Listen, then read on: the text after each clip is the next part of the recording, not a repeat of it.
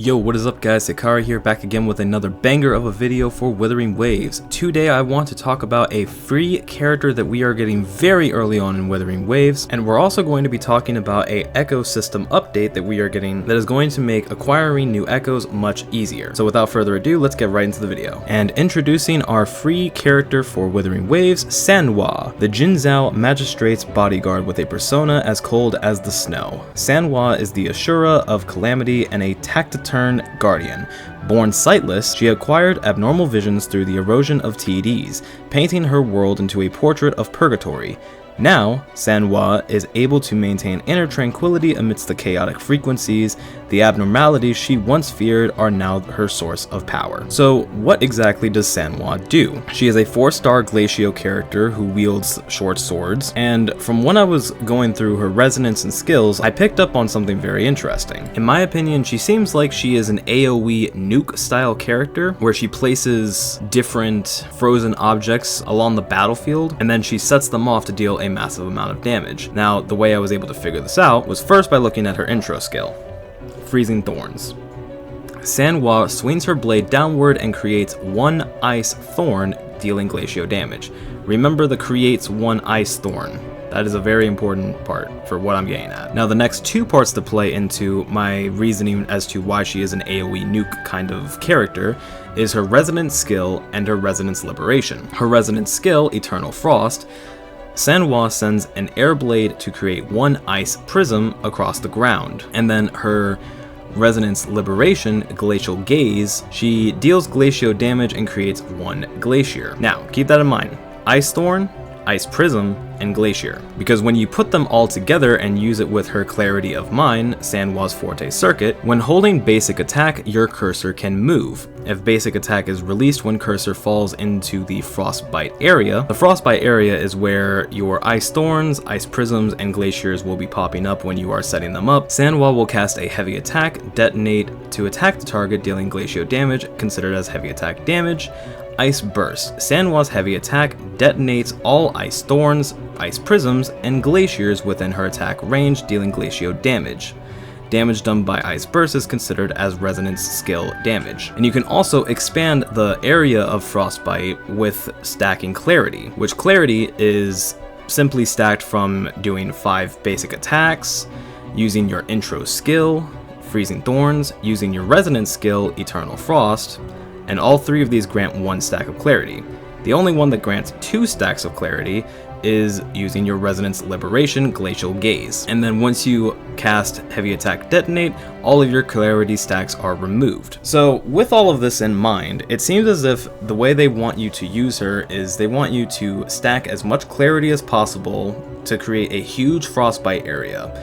Then they want you to set up as many Ice Thorns, Ice Prisms, and Glaciers as possible within the Frostbite area, so that way when you set it off, it just creates a massive amount of damage for anyone who is standing in the Frostbite area. So all in all, I think Sanhua is a very interesting character. I do very much like the idea of playing as a character who you have to be very strategic in the way you fight with her, because I would imagine that your placements of your Ice Thorns, Ice Prisms, and Glaciers actually does matter significantly in trying to maximize your DPS when you're using all of these skills in one go. And honestly, the fact that we get this character entirely for free is really cool. You don't have to pull for her, she is someone that you just get to use. I would imagine after logging in for a certain amount of days, or she might even be a character that we get from just playing through the story mode and getting far enough in that. Either way though, I think that this is a very cool character. And the next thing that I want to talk about is the newest ecosystem addition called Data Merge. So in the recent developer livestream for Wuthering Waves, where they revealed the official release date for the game, May 22nd, Wuthering Waves revealed many changes that will be coming to the game in the release version.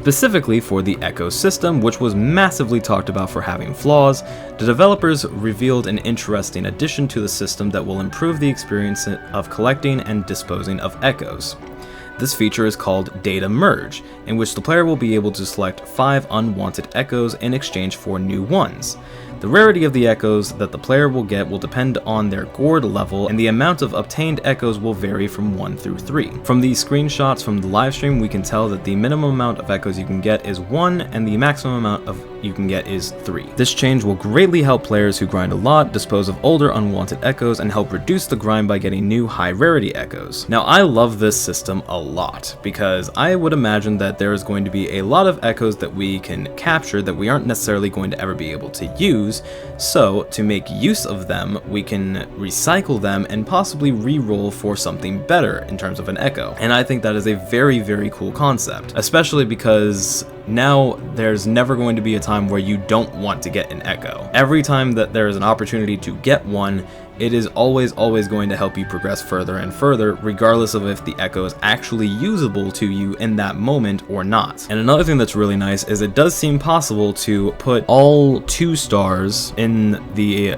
data merge and end up with a 5-star or even multiple 5 stars. But yeah, that's going to be the video here. I want to thank everyone so much for watching. I am very excited to see if Sanhua is going to be someone who I could end up using a lot on my account for the simple fact that I really enjoy her playstyle. I really feel like she has a lot of potential in her kit and that there's a lot of interesting combos that you can pull off with her alone, let alone with the other 2 characters that you would have in your party alongside her. And as for the data merge, I really like that. It is such a nice addition to the game because that was something that I was worried about. I was wondering, what am I gonna do when I have, like, let's say 100 2-star echoes that I'm just gonna have to like clean out, as if I'm playing Pokemon trying to get a Pokemon with a perfect nature and EVs and IVs just from capturing it, not even breeding it. So I am very happy about that change. Once again, Wuthering Waves is launching on May 22nd. It is an open world action RPG, and again, I thank you all so much for watching. I hope you all have a beautiful day.